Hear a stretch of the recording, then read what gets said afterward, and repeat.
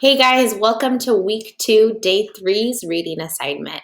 So today you are asked to read the following passage titled The Time Machine. So we've been talking about in videos past that it's a great idea to always read our questions first. It helps us have a little bit more of a purpose for our reading. We know what we're going to be looking for as a reader as we go into the text, which then allows us to highlight or write or underline in the text as we read if we find the text evidence that is answering our questions that are coming after we read the first time. All right, so let's go ahead and look at those questions together. And the questions are, number 1, this passage is an example of historical fiction, science fiction, a poem, a fairy tale. So we're going to have to know the different types of writings so that we know what kind of writing this is. We need to know what the different types of literature are, so ways that authors write to help us answer this question. And we've talked about that in class: fiction, nonfiction, realistic fiction, poems. In my classroom, we left off talking about fables. So we've talked about some of the different genres of writing and the genres of literature. Number 2, which of the following does not describe Uncle Joseph's lab? So we need to find the not.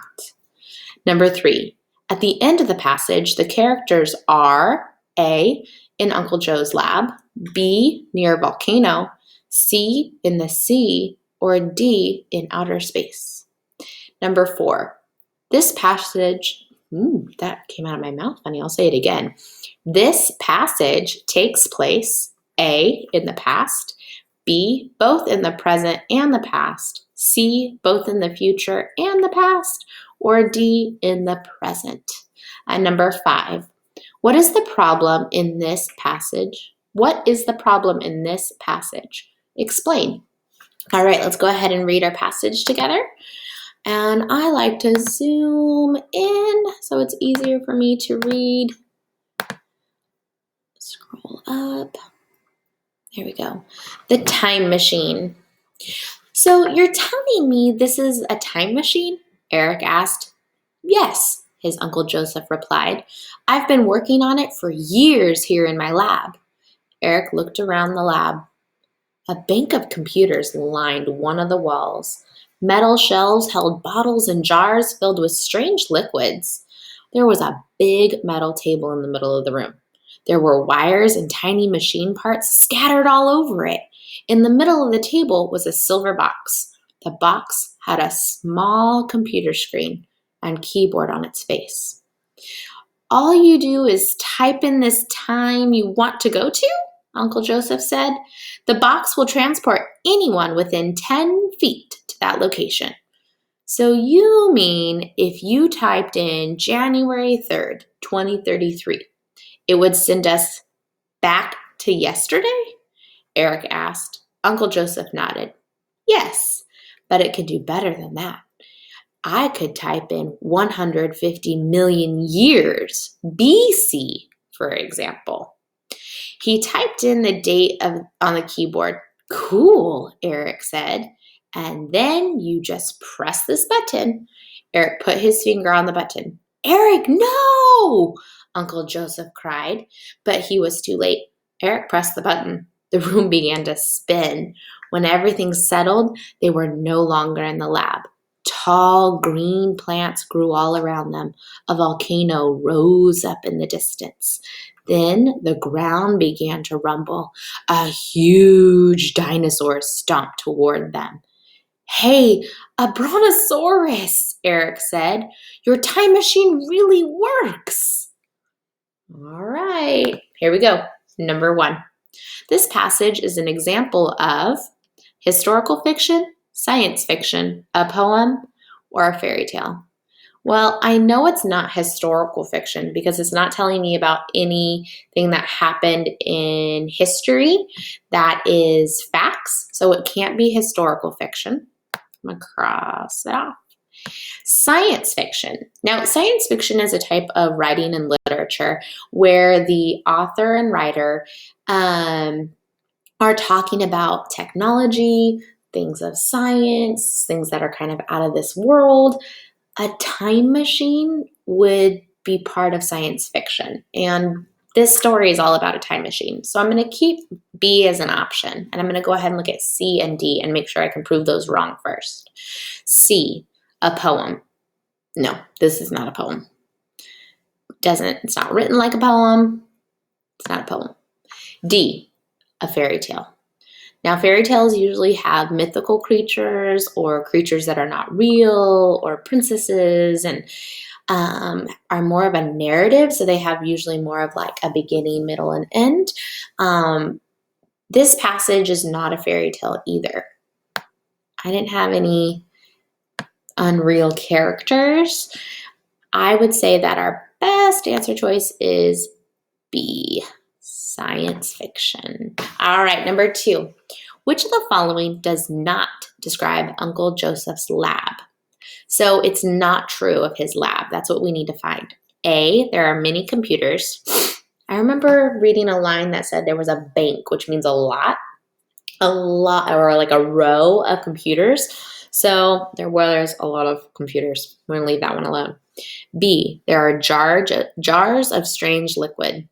Yep, that was there too. Now, if you don't just remember that from the reading, you should always go back to the text and you can use a highlighter or a crayon or a pencil and mark under it that, yes, it's there. It says right here, shelves held bottles and jars filled with strange liquids. Okay, let's see the next option.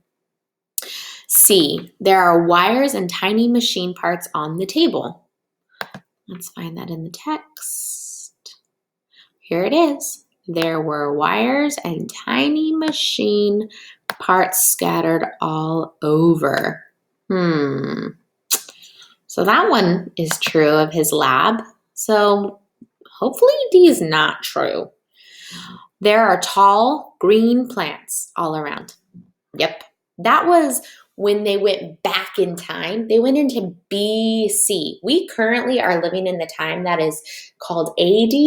BC is like way back in our past. And that is when dinosaurs were around. And that's where they ended up. And that is where the tall green plants were around them. So D is your best answer choice. I'm going to go up here and highlight my B so you know it's B for sure. And number 3. At the end of the passage, the characters are in Uncle Joseph's lab. They had changed time periods, so A is not true. I'm going to get out my pen again. I'm going to mark it off because I know it is not true. B, near a volcano. I think I did read the word volcano. I'm going to go back. I'm going to reread when they were back in time. He clicked it and they went back in time.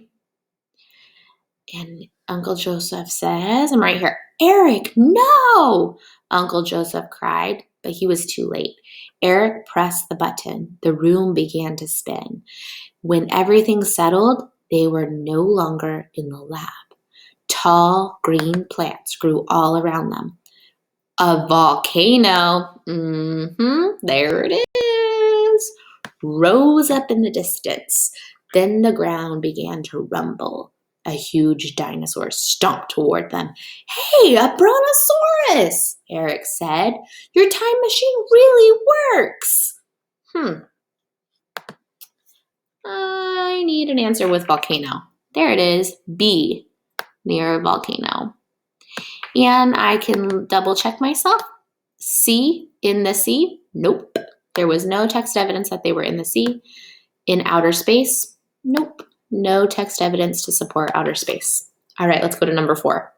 This passage takes place, A, in the past, B, both in the present and the past, C, both in the future and the past, and D, in the present. Well, present time would be if it took place in the year like 2019 or 2020, like about our real time. That would be considered present. Past, we all know that that's history. And future means a time that we have not yet lived in. And I remember reading in the first paragraph something about the year 2033, which hasn't really happened. So I'm going to double check that to make sure that I'm remembering my facts right. So up here, it says, I'm going to just scan. Oh, and it was actually in the second paragraph. See, that's why we reread. I'm going to scan, and I see the date right here. And it says, all you do is type the time you want to go to, Uncle Joseph said. The box will transport anyone within 10 feet to that location. So you mean if you typed in January 3rd, 2033, it would send us back to yesterday? All right. If for him, our characters, yesterday was January 3rd, 2033, that means their today would be January 4th of 2033. We have not lived in 2033 yet. We're living in 2020. So that proves to me that it is taking place in the future. And then we've already talked about that he types into the computer to go back in time. So we know that it's taking place in the future, but then they change settings and it takes place in the past. So we need an answer choice that talks about future and past. And that would be answer choice C. C is your best answer choice, and that was the text evidence to support it. All right, number 5. What is the problem in this passage? Explain. I think the problem is that Eric transported them in time. He transported them to the past. Now, we don't know a solution because this story stops. So, problem is they got transported in time and they're in the time of the dinosaurs. That could be a pretty big problem. Now, I know that some of you love dinosaurs and you love learning about that time. For fun, after you answer this question and say what the problem was, why don't you come up with the solution? What would happen? How are Eric and his uncle going to get back to their present? How are they going to get back to 2033? Do a creative writing. You could also make it a comic. There's lots of things that you can do. Something I've been doing for fun, that if you have a tablet at home, you could do a directed drawing of one of the characters, whether it's Eric or Joseph, or you could draw a dinosaur with Eric and Joseph next to them. And you could download the app Chatterpick, and then you could do a 30-second storytelling of what happened next with Eric and his uncle Joseph. That could be a lot of fun. I know that we've really enjoyed using Chatterpick, Cooper and I. It's been tons and tons of fun. So that's also something that you could do to extend your learning with this, or if you just want to try something new. All right, guys, I hope you enjoyed. I hope you did well, and I will talk to you later. Bye.